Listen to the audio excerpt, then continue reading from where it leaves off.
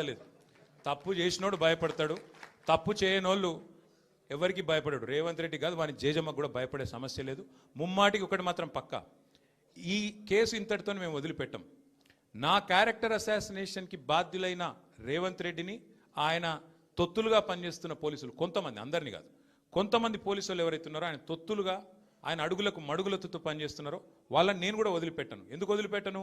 ఎందుకంటే నా వ్యక్తిత్వం హననం చేస్తూ ఉన్నారు. లేని లింకులు అంటగట్టి, లేని రంకులు అంటగట్టి, నాకు ఇష్టం ఉన్నట్టు ఎవరెవరో యాక్టర్లకు లింకులు పెట్టి చిల్లర రాజకీయం ఏదైతే చేస్తున్నారో ఈ విషయంలో నేను మాత్రం వదిలిపెట్టను.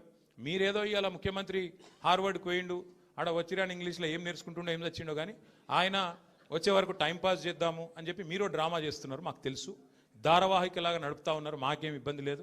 మీరు ఎన్నిసార్లు పిలిచినా వస్తాం. ఎందుకంటే చట్టాన్ని గౌరవించే పౌరులం, తప్పకుండా వస్తాం. మేము తప్పు చేయలేదన్న మాటనే చెప్తాము. మీరు ఎన్ని రకాల డైవర్షన్ గేమ్లు ఆడినా మేము మాత్రం అర్జునుడి కన్ను ఎట్లయితే ఆనాడు తన గురి మీదనే ఉండనో అట్లే మా గురి మొత్తం కూడా ఈ ప్రభుత్వ అసమర్థత మీద, మీ అవినీతి మీద, మీరు ప్రజలకిచ్చి ఎగ్గొడుతున్న హామీల మీద, యనుమల రేవంత్ రెడ్డి ఎగవేతల రేవంత్ రెడ్డికి ఎట్లా మారిపోయిండో అన్న దాని మీద 420 హామీలు ఇచ్చి ఇప్పటి వరకు 4 హామీలు కూడా నెరవేర్చకుండా ఎట్లా ఈ లుచ్చా పనులు చేస్తున్నాడో వీటిని ఎండగడుతూనే ఉంటాం. 100% వదిలిపెట్టకుండా ప్రాణం పోయేదాకా పోరాడుతూనే ఉంటాం.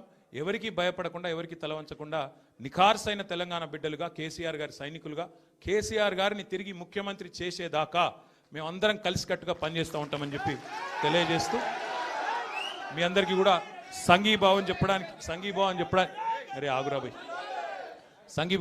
వచ్చిన ప్రతి ఒక్కరికి మళ్ళొకసారి ధన్యవాదాలు తెలియజేస్తూ మిగతా విషయాలు వాళ్ళు నన్నేం అడిగినరు, నేను వాళ్ళనేం అడిగినా అవన్నీ సాయంత్రం మిగతా విషయాలు మాట్లాడుకుందాం. Thank you.